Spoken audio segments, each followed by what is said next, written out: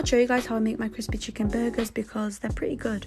I start with the marinade, and I didn't have any buttermilk this time, so I just used some milk with a little bit of lemon. Here I'm using chicken breasts, and I let them marinate for a few hours. For the flour mix, honestly just use as much spices as you can, it makes such a difference in the flavour.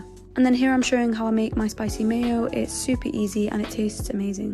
When it comes to coating the chicken, I like to mix some of the wet mixture in the dry so that it gives it a really flaky crust. And of course, if you want it to be extra thick and crispy, you want to double dip or even triple dip. Leave it to rest for a few minutes, and that way the coat won't separate when you're frying, and then it should look something like this. And then you can go ahead and build the burger with anything you like, and that's basically it.